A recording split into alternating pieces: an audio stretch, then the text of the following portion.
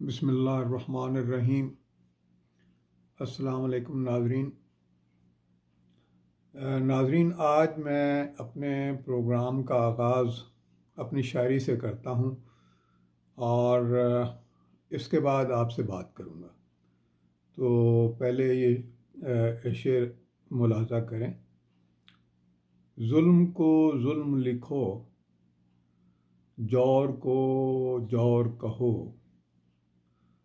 ظلم کو ظلم لکھو، جور کو جور کہو۔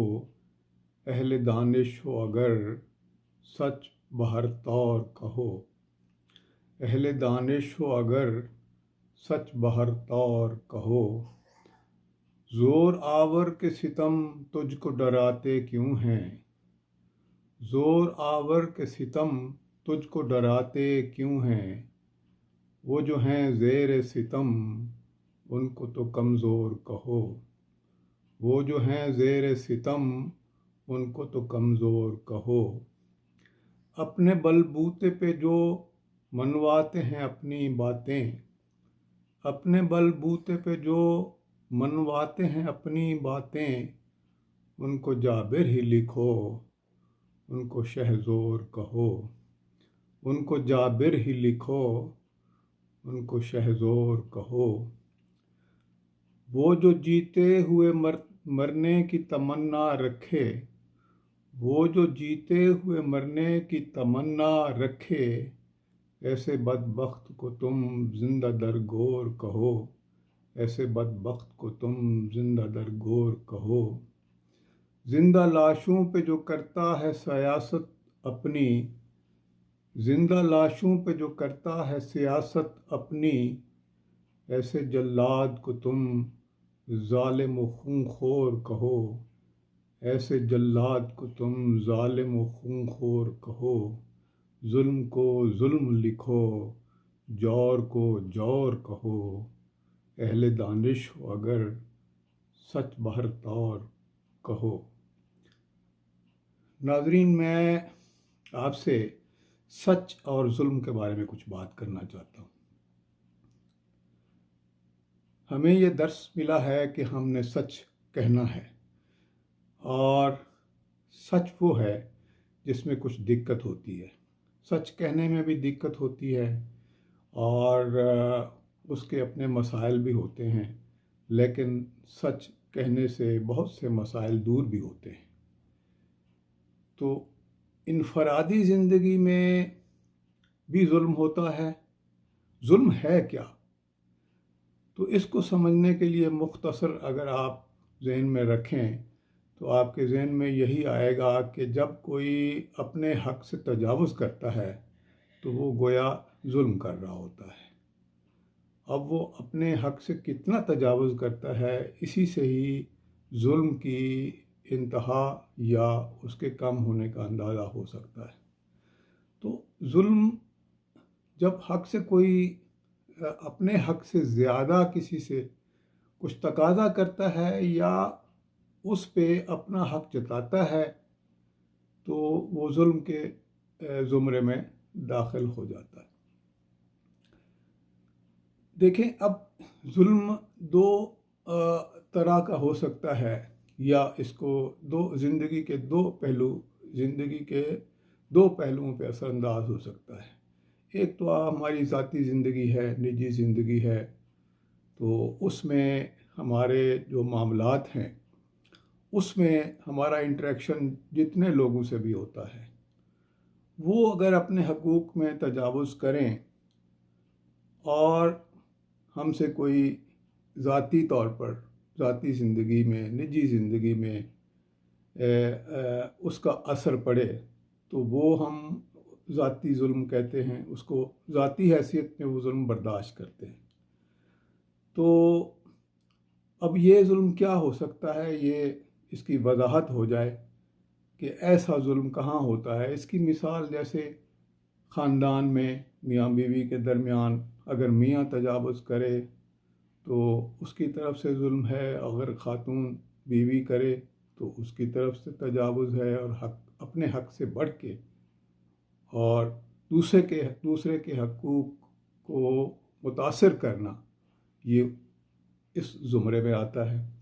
اسی طرح خاندان میں ہم دیکھتے ہیں کہ جائیداد کی تقسیم پہ، سماجی تعلقات میں، رشتوں کے تقاضوں میں اور دیگر معاملات میں جب ہم اپنے حقوق سے تجاوز کرتے ہیں تو ہم دوسروں پہ ظلم کر رہے ہوتے ہیں۔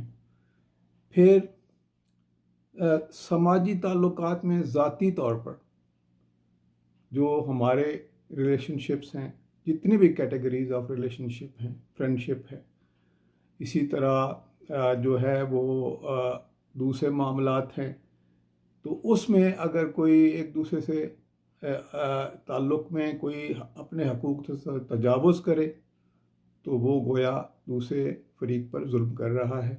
اسی طرح اس سے ذرا آگے اگر جائیں تو امپلائر اور امپلائی کے درمیان جو تعلقات ہیں، اس میں اگر امپلائر اپنے حقوق سے تجاوز کرے تو وہ اس کی طرف سے ظلم ہے، اور اگر امپلائی اپنے حقوق ادا نہ کرے تو یہ اس کی طرف سے ظلم ہے۔ تو یہ جو کیٹیگریز ہیں یا اس طرح کے دیگر معاملات ہیں، تو اس میں جو ہے وہ اس کا نقصان ذاتی زندگی پہ ہوتا ہے۔ اس میں ہم ذاتی طور پر متاثر ہو سکتے ہیں، لیکن اس میں امیجیٹلی ایک معاشرہ متاثر نہیں ہوتا۔ تو گویا یہ کچھ حد تک آپ کہہ سکتے ہیں کہ یہ ظلم برداشت کرنے والے پہ ڈیپینڈ کرتا ہے کہ وہ اس کو نظر انداز کر دے، یا کرنے والے پہ ہوتا ہے کہ وہ اس کو اپنے آپ کو کریکٹ کر لے۔ تو لیکن اس کا نقصان انسان کی ایک اجتماعی زندگی پہ نہیں پڑتا یا نہیں پڑ سکتا۔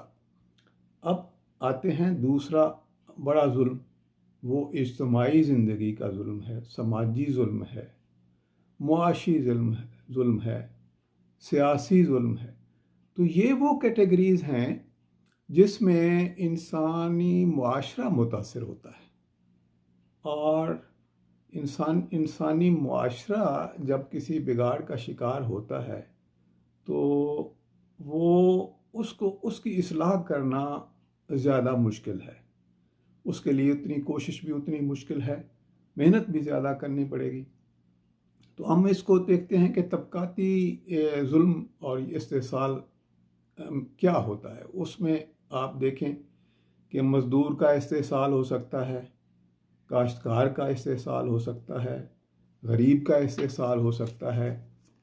پھر آپ دیکھیں کہ سماجی سطح پہ معاشی استحصال ہو سکتا ہے، یعنی انڈسٹریلسٹ اگر اپنی پروڈکٹس کے ذریعے ایک کنزیومر پہ ظلم کرے، ٹھیک ہے جی، تو وہ معاشی استحصال ہو سکتا ہے۔ بے روزگاری کا استحصال ہو سکتا ہے، جبر ہو سکتا ہے، مہنگائی کا جبر ہو سکتا ہے۔ بے روزگاری میں اگر کوئی ہیومن کیپٹل یا انسان کچھ ڈیلیور کرنے کے قابل ہے، جو بھی کچھ وہ کر سکتا ہے، اگر اس کو موقع نہ ملے یا وہ نہ کر سکے تو یہ اس کا استحصال ہے، اس پہ جبر ہے۔ تو وہ جو مواقع فراہم کر سکتے ہیں ان کی طرف سے ظلم ہے۔ اسی طرح جب کوئی مہنگائی کا آپ کوئی بازار گرم کر دے، آرٹیفیشل ہو یا اس کو وہ پلانڈ ہو یا اپنے ہاتھ سے نکل جائے، تو اس صورت میں بھی آپ ایک طبقے پہ ظلم کر رہے ہیں یا ظلم سے ایک طبقہ متاثر ہو رہا ہے۔ اسی طرح اب ہم دیکھتے ہیں کہ ایک سیاسی جبر ہے، سیاسی استحصال ہے۔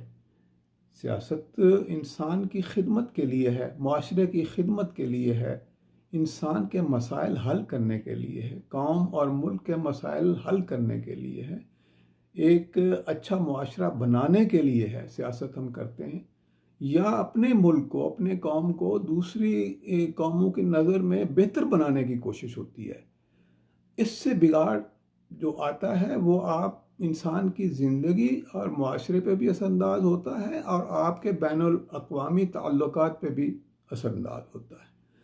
تو جمہوریت کے نام پہ اس میں کیا جبر ہوتا ہے، کیا استحصال ہوتا ہے کہ جمہوریت کے نام پہ آمریت کا ایک سلسلہ شروع ہو جاتا ہے.